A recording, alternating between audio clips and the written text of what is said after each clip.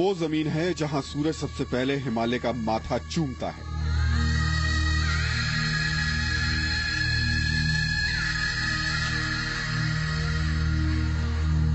ये वो जमीन है जहां लोगों के डीएनए में सिर्फ और सिर्फ इंडिया बसता है।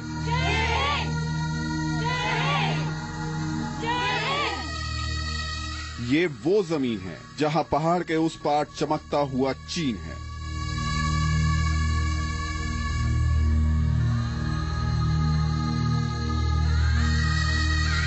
ये है अरुणाचल प्रदेश में बसा भारत का आखिरी गांव मनीगोंग।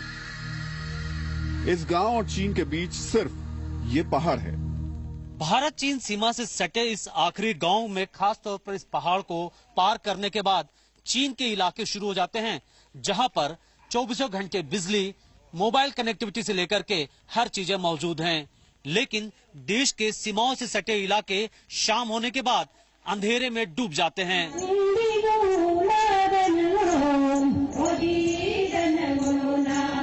आप इसे भारत के सबसे सहनशील गांव में से एक कह सकते हैं।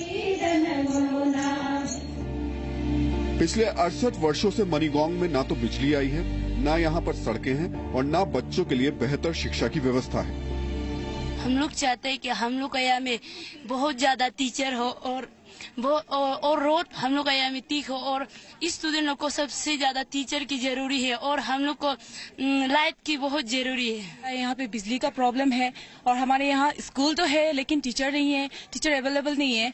इवन दो सब्जेक्ट टीचर भी नहीं है यहाँ पे। और आप देख सकते हैं कम्युनिकेशन कितना प्रॉब्लम है। यहाँ ना फोन का कनेक्शन है, किसी से हम लोग बात नहीं कर सकते, किसी फ्रेंड से भी ना, किसी से भी अगर इमरजेंसी हो तब भी हम बातचीत नहीं कर पाते, कोई भी अपना प्रॉब्लम को शेयर नहीं कर पाते हैं। लेकिन फिर भी जब भी चीन ने भारत पर नापाक नजरें डाली तो मनीगोंग गांव के लोग पहाड़ बनकर चीन के इरादों के सामने खड़े हो गए। हम इस वक्त अरुणाचल प्रदेश के उस हिस्से में खड़े हैं जहां अगर हम आपको दिखाएं, पहाड़ के उस पार चीनी सैनिकों के कैंप हैं। अरुणाचल प्रदेश का ये वो हिस्सा है जब 1962 की लड़ाई में चीनी सैनिकों ने मिचका और मोंगौ 2 इलाकों में घुसपैठ की थी। आए दिन चीनी सैनिक इन इलाकों में घुसपैठ करने की लगातार कोशिशें करते रहते हैं और ऐसे में ये इलाका सुरक्षा के लिहाज से काफी अहम हो जाता है। 1962 में जब चीन ने हिमालय पर चोट कर भारत में दाखिल होने की कोशिश की थी तो अरुणाचल प्रदेश के इस गांव के लोगों ने भारतीय सेना के साथ मिलकर अदम्य साहस का परिचय दिया था। 1962 में भारत और चीन के बीच लड़ी गई लड़ाई की यादें यहाँ आज भी ताजा हैं। बंकर से लेकर के कई साजो सामान सेना के यहाँ मौजूद हैं। इन पहाड़ों पर भारतीय सेना 24 घंटे चीनी सैनिकों पर नजर रखती है। 1962 के बाद से इन इलाकों में भारतीय सैनिकों की मौजूदगी बढ़ी है। सिर्फ भारतीय सैनिकों की मौजूदगी ही नहीं, यहाँ पर खास हेलीपैड बनाया गया है जो बेहद चीनी सीमा से सटा है। इस हेलीपैड की सबसे खास बात यह है कि भारतीय सैनिकों के लिए ये एक लाइफलाइन की तरह काम करता है, यानी राशन से लेकर के हथियारों तक की इस हेलीपैड के जरिए सेना को मदद पहुंचाई जाती है। जिस गांव के लोग 68 वर्षों से भारत के सीने पर होने वाले किसी भी हमले के सामने ढाल बनकर खड़े हो जाते हैं, उस गांव को आजादी के बाद से न तो बिजली नसीब हुई, न सड़कें मिली। ये लोग जो खाते हैं उसे भी खुद ही उगाते हैं। भारत सरकार का एक नमक का दाना नहीं खाया है और एक चावल का दाना नहीं खाया है। अभी हम लोग को सरकार कुछ भी देख रहा नहीं है। हम लोग बहुत तकलीफ में है। हमारा बच्चा बड़ा हो गया, फिर भी एजुकेशन ये सब अभी एजुकेशन के लिए ये नहीं जा रहा है। स्कूल है ही नहीं यहाँ में। जबकि पहाड़ के उस पार चीन ने बड़े बड़े हाईवे बना लिए हैं। चीन के नियंत्रण वाले तिब्बत में न्यांगची एयरपोर्ट पर चीन की कई बड़ी एयरलाइंस उड़ान भरती हैं। चीन ने सीमा से सटे अपने इलाके को टूरिज्म का केंद्र बना लिया है और चीन अपने इस इलाके न्यांगची को चीन का स्विट्जरलैंड कहता है। न्यांगची में बड़े बड़े होटल हैं, सभी जरूरी सुविधाएं मौजूद हैं। इतना ही नहीं, चीन ने भारत की सीमा के पास विकास के जो बड़े बड़े मोबाइल टावर खड़े किए हैं, भारत के मोबाइल भी वही नेटवर्क पकड़ते हैं।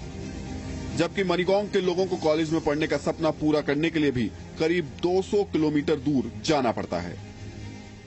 हम चाहते हैं कि हम भी कॉलेज आगे बढ़ेगा ना, लेकिन यहाँ में कमजोरी होने का कारण से हम लोग आगे नहीं बढ़ पाते हैं। टीचर का कमी का वजह से हम लोग आगे नहीं बढ़ पा रहे। इसीलिए हम तो चाहते हैं कि हम भी बड़ा आदमी बनेगा ना, दुनिया के साथ चलना चाहते हैं हम भी।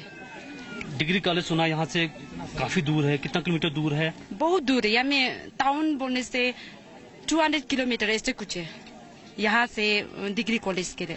वहाँ से हम लोग को जाने के लिए बहुत तकलीफ होता है ना, इसीलिए कोई कोई यहाँ का लोग मैनेज नहीं कर पाते हैं। यहाँ का जितना पुअर वाला कंडीशन और कारण से कोई भी डिग्री कॉलेज पहुँच ही नहीं पाते। राशन का भी बहुत प्रॉब्लम है यहाँ पे। यहाँ हम हेड लोड लेके आते हैं या पीडीएस सिस्टम से, लेकिन वो भी बहुत पुअर है।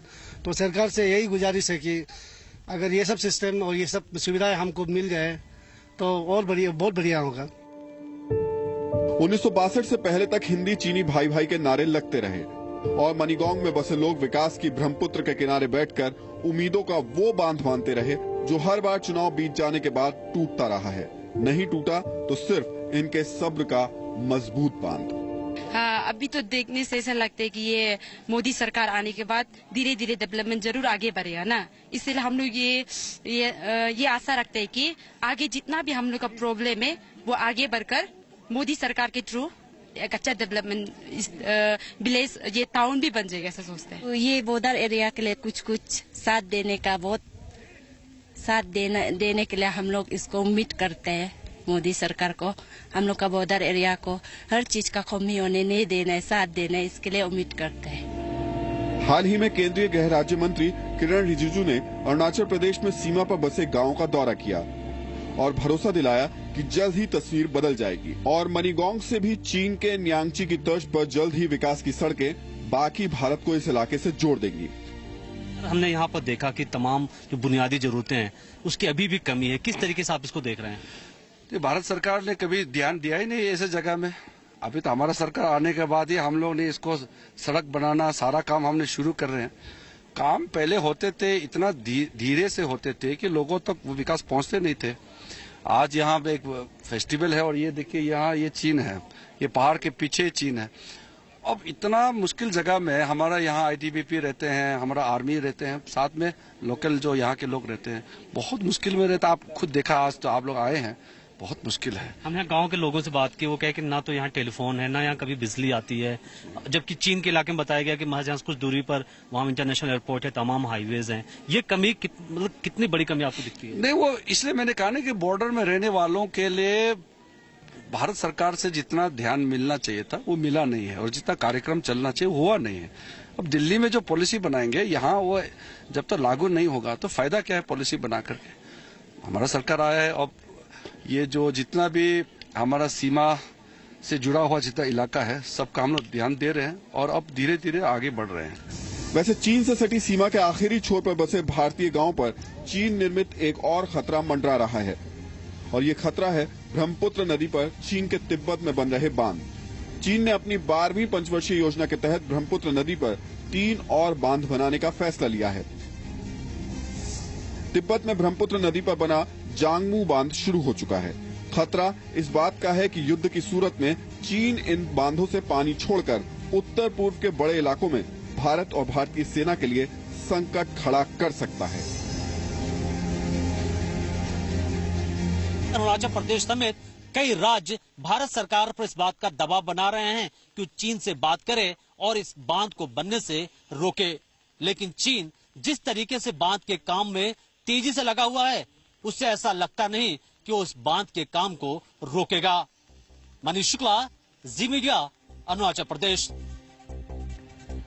तो ये भारत और चीन के बॉर्डर पर बसा भारत में आखिरी गांव था जहां तक हमारी टीम पहुंची और पहाड़ के उस तरफ चीन है और पहाड़ के इस तरफ हमारा देश और ये गांव है और दोनों में जमीन आसमान का अंतर है। हमारे देश के मीडिया के कैमरों में अक्सर देश के उत्तर पूर्वी इलाकों की तस्वीरें दर्ज नहीं होती, लेकिन जी न्यूज असली और सच्ची राष्ट्रवादी रिपोर्टिंग के लिए दिल्ली से 2623 किलोमीटर का सफर तय करके देश के आखिरी कोने में पहुंचा और वहां के लोगों की आंखों में बसी उम्मीदों को आप तक लाने की कोशिश की।